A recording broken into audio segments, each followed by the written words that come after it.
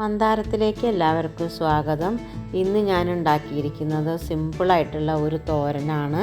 മുട്ട അതുപോലെ തന്നെ ക്യാരറ്റും വെച്ചിട്ടാണ് തയ്യാറാക്കിയിരിക്കുന്നത്. വളരെ ടേസ്റ്റി ആയിട്ടുള്ള ഈ തോരൻ എങ്ങനെയാണ് ഉണ്ടാക്കുക നമുക്കൊന്ന് നോക്കുക. അതിനായിട്ട് ഞാൻ 2 ക്യാരറ്റ് എടുത്തിട്ടുണ്ട്. അതുപോലെ തന്നെ 2 മുട്ടയും ഇതുപോലത്തെ 2 മുട്ടയും എടുത്തിട്ടുണ്ട്. ഇനി നമുക്കത് തയ്യാറാക്കാനായിട്ട് നോക്കാം. അതിനായിട്ട് ഞാൻ 1 കപ്പ് തേങ്ങ എടുത്തിട്ടുണ്ട്. നമ്മൾ തോരനൊക്കെ ഉണ്ടാക്കുമ്പോൾ തേങ്ങ ചേർക്കല്ലോ. 2-3-4 പച്ചമുളക്, 1 തണ്ട് കറിവേപ്പില, വലിയ 1 സവാള. കറിവേപ്പില കുറച്ച് നല്ല ഫ്രഷായി തന്നെ എടുക്കണം. എനിക്കിവിടെ കുറച്ച് വാടിയിട്ടായിട്ടുള്ളതാണ് കിട്ടിയത്. ക്യാരറ്റ് ഞാൻ ഇതുപോലെ ചെറിയ ചെറിയ പീസായിട്ടാണ് കുനുകുനുന്നനെ അരിഞ്ഞെടുക്കണം.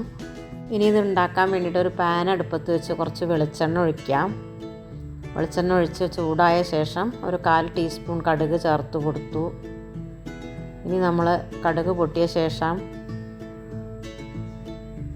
ഉള്ളി ചേർത്ത് ഉള്ളി, പച്ചമുളകും കറിവേപ്പിലയും ചേർക്കാം.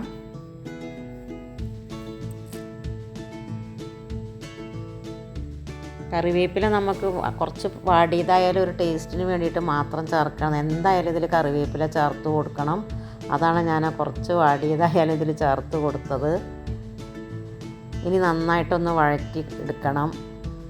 നമ്മൾ സാധാരണ തോരൻ വെക്കുന്ന പോലെ തന്നെ ആദ്യം നമുക്ക് ഒട്ടും വെള്ളം ചേർക്കാതെ നമ്മളെ ക്യാരറ്റ് വേവിച്ചെടുക്കണം. ഇനി ഇതിലേക്ക് വേണ്ടത്ര ഉപ്പ് ചേർക്കാം. നമുക്ക് ഈ ക്യാരറ്റിലേക്കും അതുപോലെ നമ്മൾക്ക് ചേർക്കണ മുട്ടയിലേക്കും എല്ലാം ചേർത്തിട്ടാണ് നമ്മൾ ചേർക്കേണ്ടത്. പക്ഷേ നമ്മൾ മുട്ട ഒഴിച്ച് കൊടുക്കുന്ന സമയത്ത് വേണമെങ്കിൽ ചേർക്കാവുന്നതേ ഉള്ളൂ. എന്നാലും നമ്മൾ ആദ്യം ഉപ്പൊക്കെ ഏകദേശം പാകാക്കിയിട്ട് തന്നെ ചേർത്ത് കൊടുക്കണം. ഇനി ഇതിലേക്ക് ഒരു 1/4 ടീസ്പൂൺ ഞാൻ മഞ്ഞൾപ്പൊടി ചേർത്ത് കൊടുക്കുന്നുണ്ട്. വേറെ പൊടികളൊന്നും നമ്മൾ ഇതിലേക്ക് ഇടുന്നില്ല. വെറും മഞ്ഞൾപ്പൊടി മാത്രമാണ് ചേർത്ത് കൊടുക്കണം. അതിൻ്റെ പച്ചച്ചവ ഒന്ന് മാറിയ ശേഷം നമ്മുടെ ക്യാരറ്റ് ചേർത്ത് കൊടുക്കുക. ഇത് കുനുകുന അരിയണമെന്ന് പറയുന്നത് നമ്മളിതിൽ ഒട്ടും വെള്ളം ചേർക്കാതെയാണല്ലോ വേവിച്ചെടുക്കുന്നത്. അതുകൊണ്ട് നന്നായിട്ട് ചെറുതായിട്ട് തന്നെ അരിഞ്ഞെടുക്കണം. ക്യാരറ്റ് ചേർത്ത് കൊടുത്തു. ഇനി എല്ലാം കൂടി ഒന്ന് കൂട്ടി യോജിപ്പിച്ച ശേഷം ഒരു 2-3 മിനിറ്റ് നമുക്കിതൊന്ന് അടച്ച് വയ്ക്കാം.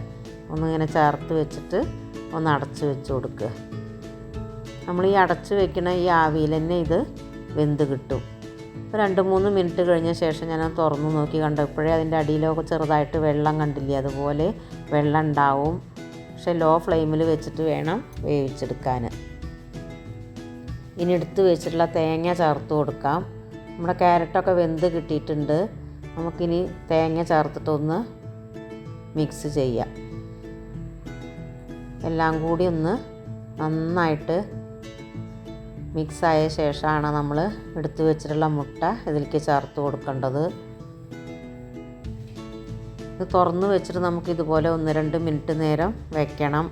എന്നാലാണ് അതിലത്തെ വെള്ളം മുഴുവനായിട്ടും നമുക്ക് വറ്റി കിട്ടുള്ളൂ. ഈ സമയത്ത് നമ്മൾ തുറന്ന് വെക്കണമെന്ന് പറയുന്നത് വീണ്ടും അടച്ച് വെക്കുകയാണെങ്കിൽ അതിൽ അതിൻ്റെ നീരാവി ചാടിയിട്ട് വീണ്ടും അത് വെള്ളമയമാവും. നമുക്ക് ഒട്ടും വെള്ളമയം ഇല്ലാതെ ഇത് തോർത്തിയെടുക്കണം. തോരൻ എന്ന് പറയുമ്പോൾ നമുക്ക് നന്നായിട്ട് വലിഞ്ഞ് കിട്ടണമല്ലോ. അതുകൊണ്ട് നമ്മൾ ഇതുപോലെ ഒന്നും കൂടി 2-3 മിനിറ്റ് നേരം ഇത് തുറന്നിട്ട് തന്നെ വെക്കണം. ഇടയ്ക്കിടയ്ക്ക് ഒന്ന് ഇളക്കി കൊടുക്കുക, മറക്കണ്ട. ഇനി നമ്മൾ ചെയ്യേണ്ടത് എന്താണെന്ന് വിചാരിച്ചാൽ ഇതിൻ്റെ നടുക്കായിട്ട് നമ്മൾ കുറച്ചിത് മാറ്റിയ ശേഷം നമ്മൾ മുട്ട ഒരു പാത്രത്തിലേക്ക് പൊട്ടിച്ചൊഴിച്ച ശേഷം ഇതിലേക്ക് ഒഴിച്ചു കൊടുക്കുക. അപ്പോൾ ഇതിലത്തെ എണ്ണയൊക്കെ വലിഞ്ഞിട്ട് കിട്ടിയിട്ടുണ്ട്. അതുകൊണ്ട് നമുക്ക് ഈ മുട്ട ഒഴിക്കുന്ന ഭാഗത്ത് ഒരു ലേശം ഒരു 1/4 ടീസ്പൂൺ വെളിച്ചെണ്ണ തന്നെ ഒഴിച്ചു കൊടുക്കാം. അവിടെ നമുക്കിത് മുട്ട ചേർത്ത് കൊടുക്കാം.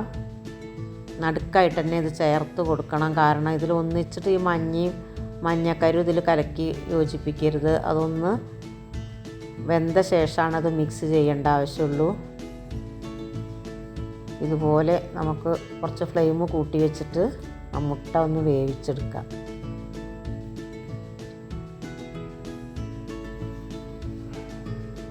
അതിലേക്ക് വേണ്ട ഉപ്പ് നമുക്ക് ചേർത്ത് കൊടുക്കുകയാണ്.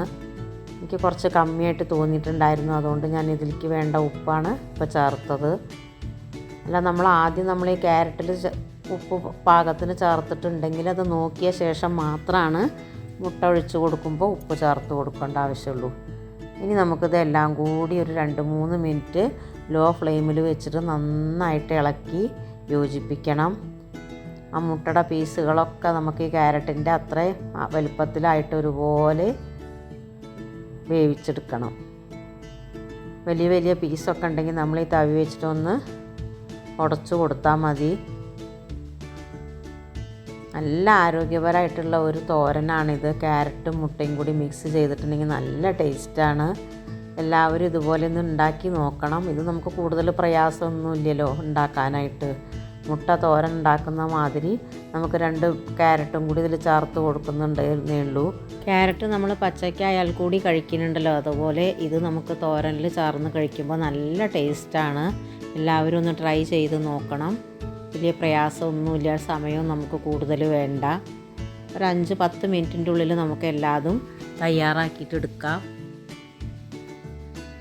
ഇനി നമുക്കിതൊരു വിളമ്പണ പാത്രത്തിലേക്ക് മാറ്റാം. നല്ല പൊടിയായിട്ടുണ്ട്.